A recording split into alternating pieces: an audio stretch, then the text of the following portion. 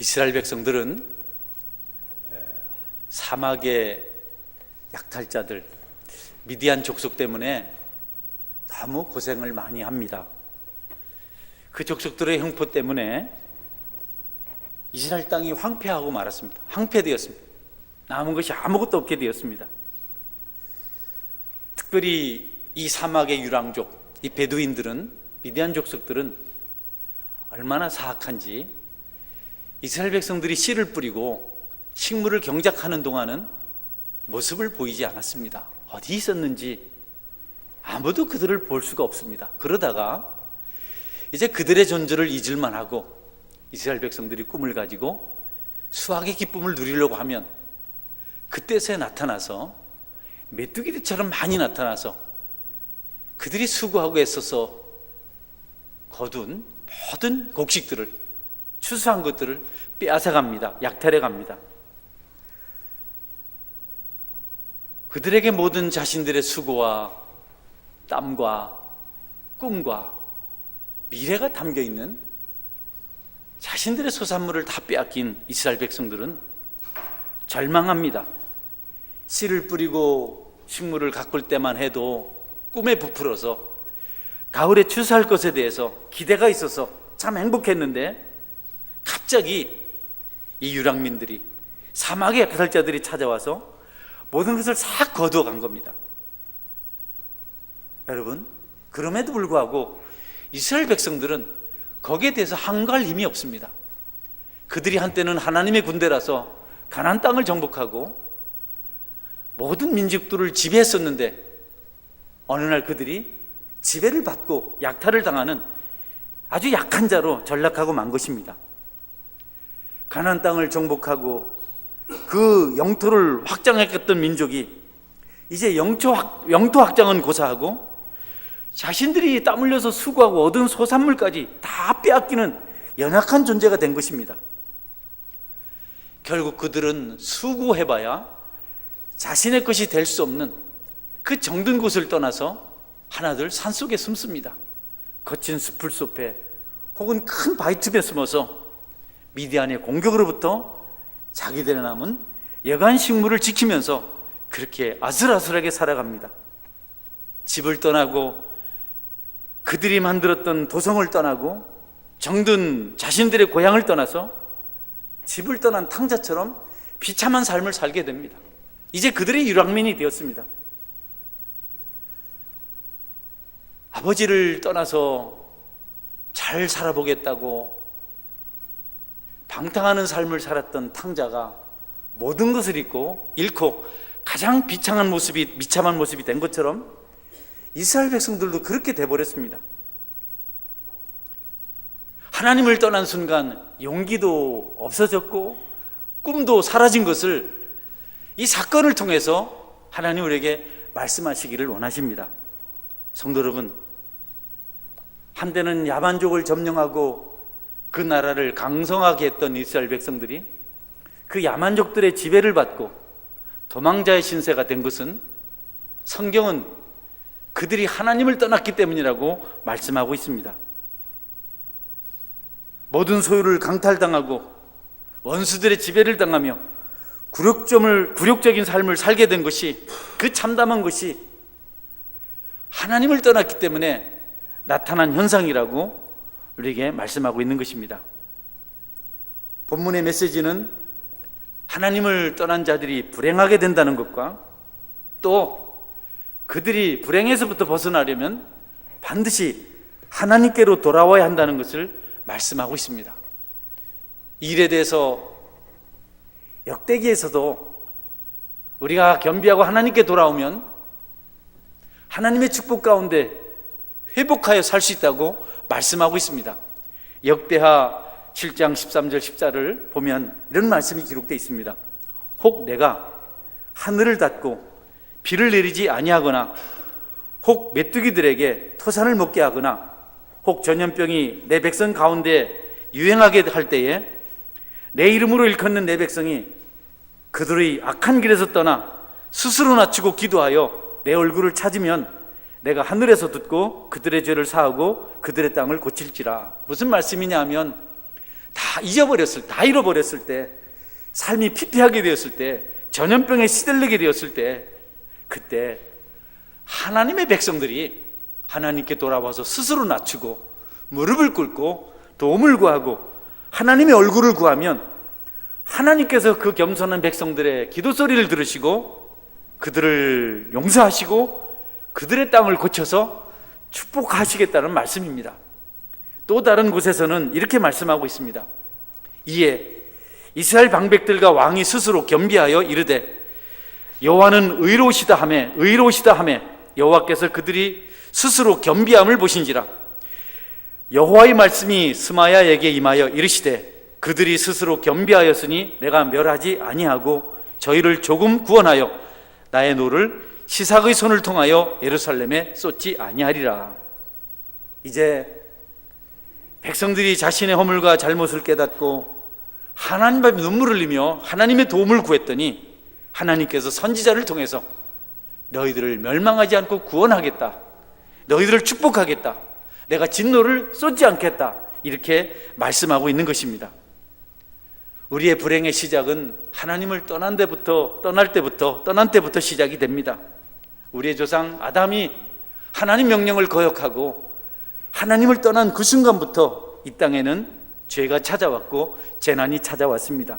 그러나 우리가 주님을 의지하고 십자가를 바라보고 다시 하나님을 붙들면 잃었던 모든 것을 회복하게 되고 천국까지도 소유하게 될 것을 사사기를 통해서 우리에게 말씀하고 있습니다. 여러분이 이 말씀을 듣고 은혜를 나누는 동안 주님을 만나고 주께로 돌아오겠다는 결심을 하시는 역사가 있기를 주님의 이름으로 축원합니다. 하나님을 떠난 백성들을 향해서 하나님께서 재난을 주십니다. 아픔을 주십니다. 고통을 주십니다. 그러나 그것은 저주가 아니고 하나님의 사랑의 표현입니다. 여러분들은 여러분의 자녀가 잘 되도록 물리적으로 혹은 정신적으로 그들에게 경고를 합니다. 어떤 부모님들은 아이를 붙들고 울기도 하고 어떤 부모님들은 채찍을 들고 때리기도 합니다. 왜냐하면 아이를 사랑하기 때문에 돌아오라고 이렇게 부모님들이 그들에게 자신의 마음을 표현하는 겁니다. 그러니까 하나님도 마찬가지입니다. 여러분, 하나님께서 가장 확실한 방법은 우리에게 말씀으로 찾아오시지만 그 말씀을 깨닫지 못할 때, 듣기는 들어도 깨닫지 못하고 보기는 보아도 그들이 보지 못하는 것은 참 불행한 일입니다. 그러나 그 다음 단계로 하나님께서 우리를 연단하시고 채찍으로 때리실 때가 있습니다. 그때 아프다고만 하지 마시고 하나님께 돌아오면 약속하신 모든 것을 주시고 우리의 삶을 풍성하게 하시고 윤택하게 하시고 잘되게 하신다고 성경은 말씀하고 있습니다. 여러분, 여러분에게는 물질이 다 떠나갔습니까? 혹시 여러분이 그렇게 좋아하던 쾌락으로부터 여러분이 멀어졌습니까? 친구로 알았던 동업자가 여러분을 배반했습니까? 건강이 약해지셨습니까? 여러분들의 아름다운 삶이, 아름다운 모습이 피폐하게 바뀌었습니까? 혹시 여러분의 소유가 사기를 당하고 강탈을 당한 경험을 하셨습니까? 여러분에게 미디안이 찾아온 겁니다. 이제 그것을 여러분이 경험할 때 죄를 자복하고 하나님의 도우심을 바라고 하나님께 돌아오면 모든 것이 다 새롭게 세워질 줄 여러분이 믿으시기를 바랍니다. 하나님은 우리에게 고난이라도 주셔서 고통이라도 겪게 하셔서 하나님의 자녀들은 반드시 자신이 돌아갈 곳이 하나님의 품이라는 사실을 알리고자 하십니다. 다른 것이 아닙니다. 이리저리 방황하지 마십시오. 우리가 회복되고 새롭게 되고 축복받을 수 있는 곳은 하나님 품밖에 없습니다. 그분에게로 돌아가는 것은 예수님을 믿는 것이며 자기 죄를 고백하는 것입니다. 여러분이 죄가 없을지라도 나는 예수님 믿습니다 하고 주님 품에 안길 때 주님은 긍휼히 여기시고 우리를 회복시키시며 잘되게 하실 것입니다. 이 사실을 여러분이 믿으시기를 바랍니다. 이런 일에 대하여 우리는 다 간증을 가지고 있습니다. 너나 할 거 없이 다 그렇습니다. 저는 지난 며칠 전에 친구 아버님이 98세로 하늘나라 가셨습니다. 친구 목사님이 너무 행복해 하셨습니다. 자기를 위해서 신학을 반대하시다가 30년 가까이 매일 1시간 이상 기도하고 그리고 아름다운 목회하는 것을 보시고 98세에 편안한 모습으로 천국 간 것이 참 좋다고 그런 얘기를 하고 있는데, 울산에 있는 친한 목사님 한 분이 또 조문을 오셨어요. 우리 그리스도인들은 장례식이 슬프지 않습니다. 예수님이 그 천국 갔기 때문에 악수하고 웃고 떠들고, 그러면서 울산에 있는 목사님이 어떻게 하냐고, 제가 옛날 얘기를 했죠.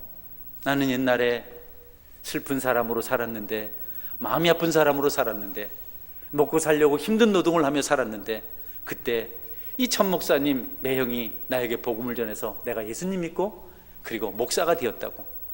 아, 그렇습니까? 노가다 출신입니까? 그래 이놈아, 노가다 출신이다.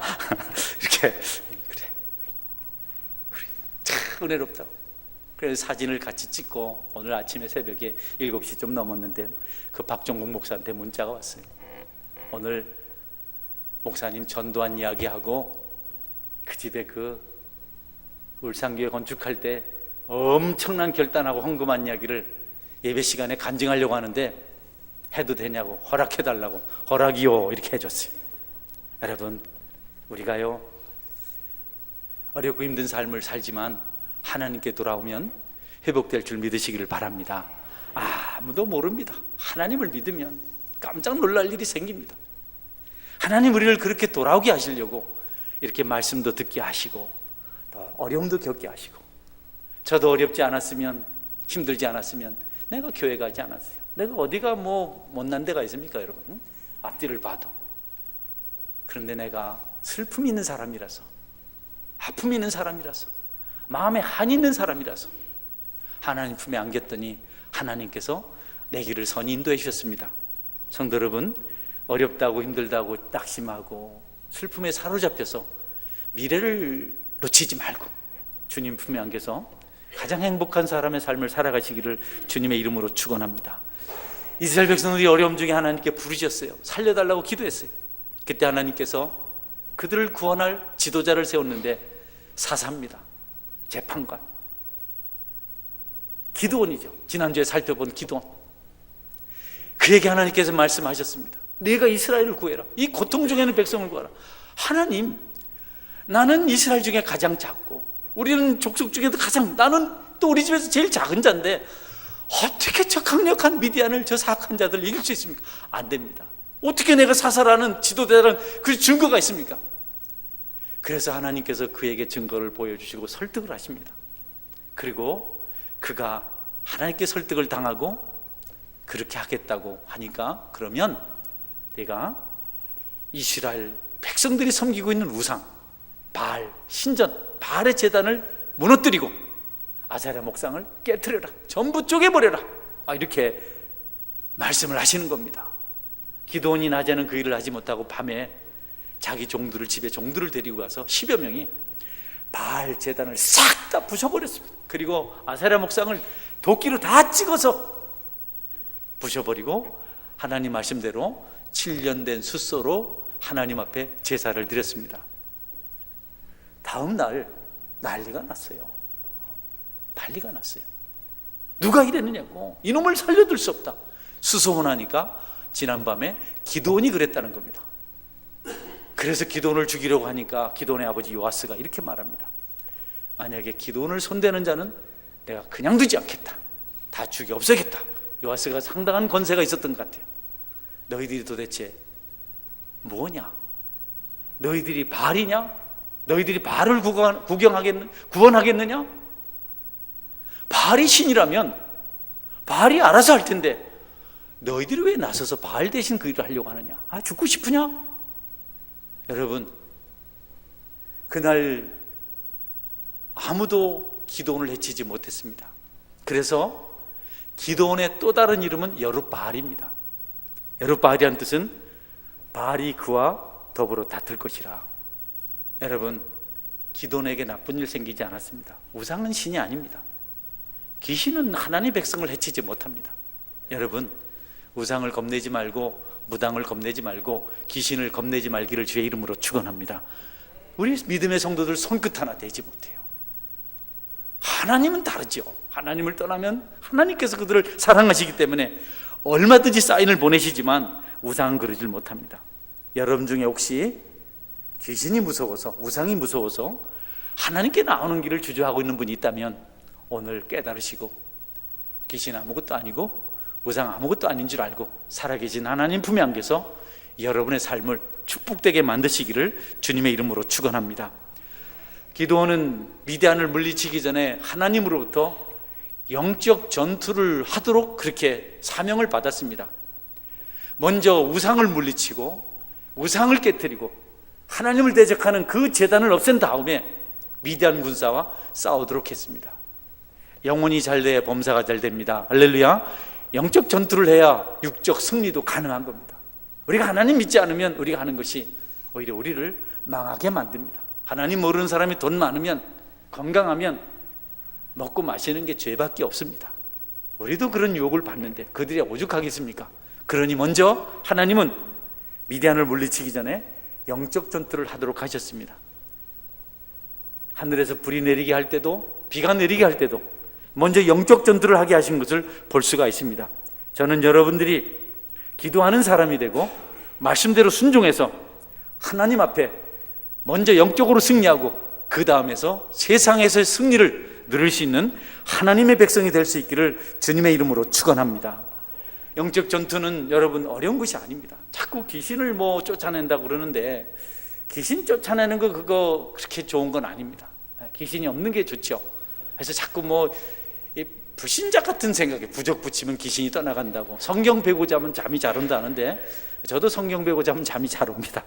성경 이런 거 부적처럼 생각하는데 그게 영적 전투하는 거 아닙니다.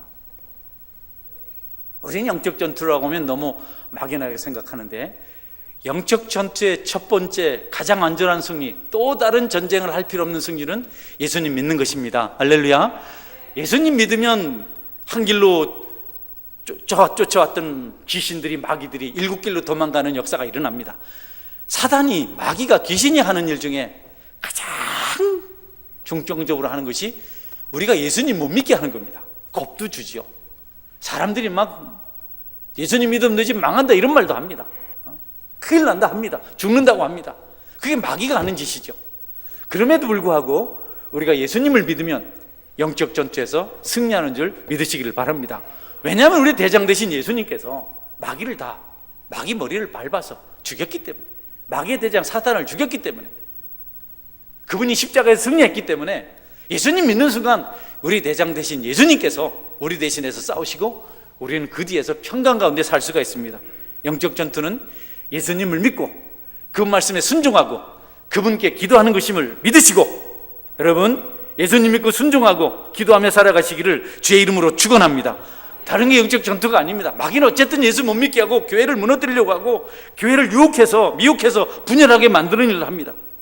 여러분 중에 혹시 교회를 무너뜨리는 일을 잘하는 일이라고 생각하고 교회를 해방하려고 하는 분이 있다면 그것은 하나님을 대적하는 일입니다. 절대 잘하는 것 아닙니다. 주님께서 피 흘려서서 그 대가로 세우신 교회를 잘 섬기셔서 여러분 아니라 여러분 자손까지 하나님의 축복 받으시길 바랍니다. 할렐루야. 이제 하나님께서 기드온에게 그 영적 전투를 승리하게 하시고 그 다음에 군대를 모집하게 하셨습니다. 군대를 모집했는데 32,000명이 왔습니다. 적군은 13만 명인데 이스라엘 군대는 32,000입니다. 게임이 안 되죠. 4대1의 싸움을 해야 됩니다. 어떻게 혼자서 4명을 이깁니까? 그런데 하나님께서 너무 많다고 그들 중에 근심하고 걱정하고 두려움 있는 사람은 집으로 보내라. 그래서 기드온이 말했죠. 여러분 중에 두려운 사람 있습니까? 집 걱정되는 사람 있습니까? 미래가 염려됩니까? 돌아가십시오. 그랬더니 22,000명이나 떠난 겁니다.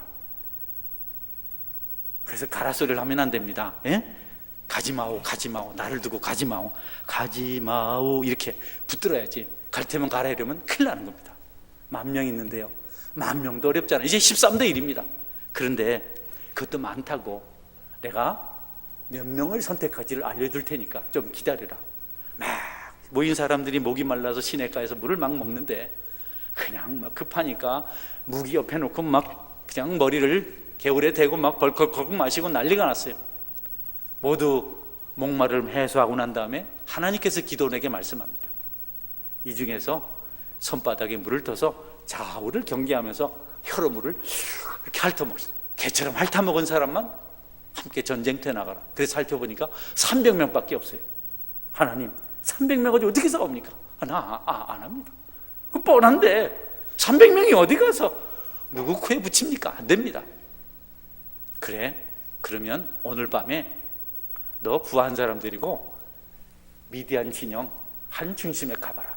아이고, 가다가 붙잡히면요, 가라.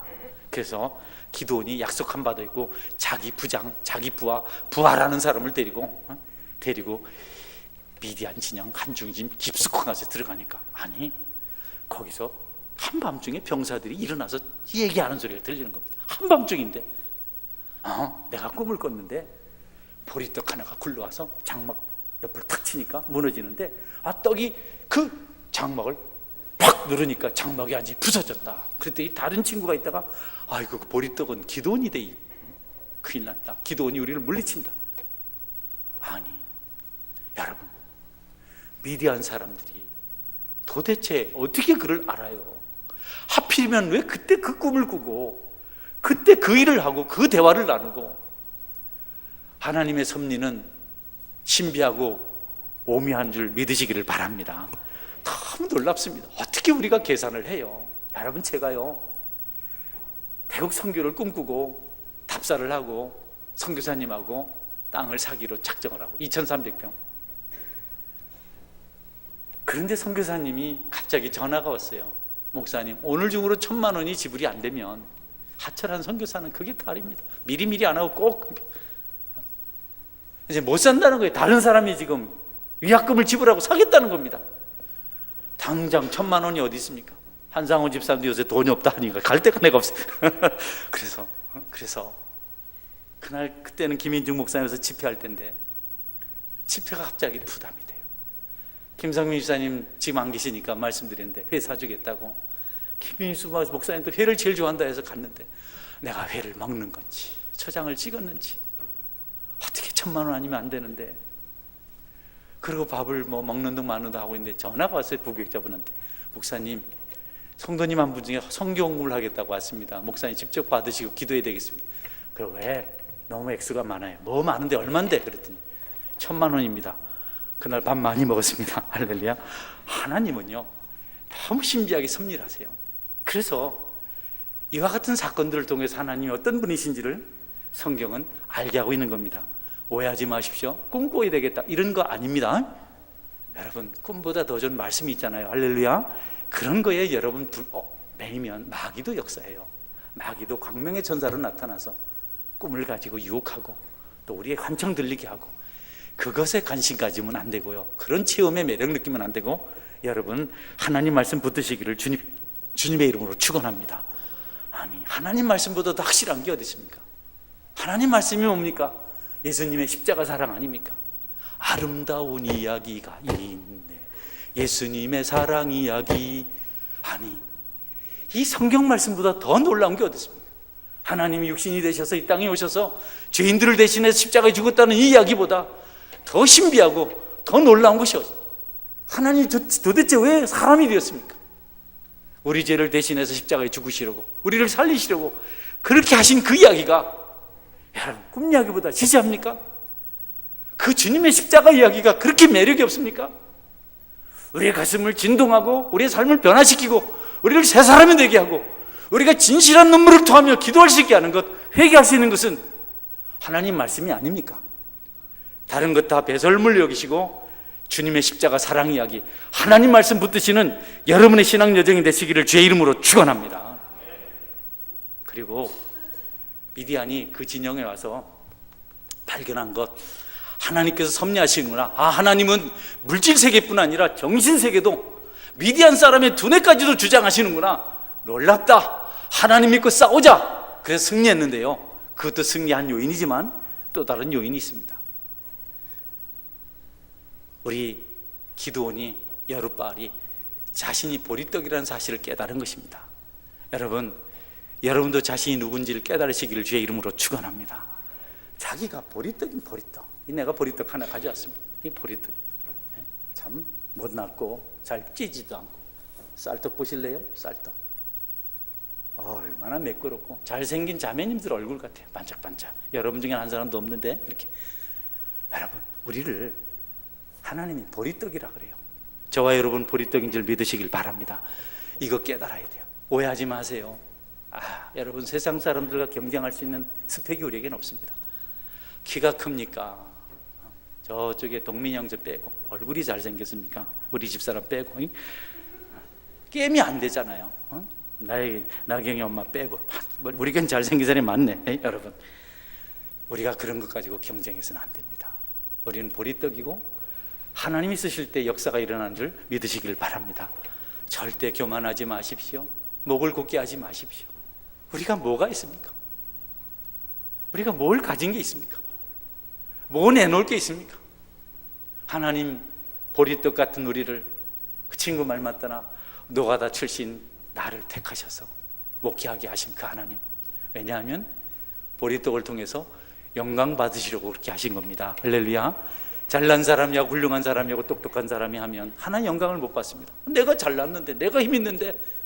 그러나 자기 자신이 얼마나 보잘것없으며 미말에 있는 자인 줄 알고 하나님의 일을 할 때 하나님께서 그를 사용하시면 영광을 하나님께서 받으시기 때문에 하나님이 선택한 모든 사람들은 하나같이 보리떡입니다. 여러분 믿고 하나님의 자녀가 되었다면 여러분도 보리떡이 확실합니다. 따라하세요. 나는 보리떡입니다. 네, 명심하세요. 아무리 큰 일을 하셔도 하나님, 나는 아무 쓸모없는 존재입니다. 나는 벌레 같은 인생입니다. 내가 나를 압니다. 나는 죄밖에 가진 것이 없습니다 라고 할 때 하나님 영광 받으시고 더 큰 일을 하게 하실 줄 여러분이 믿으시기를 바랍니다.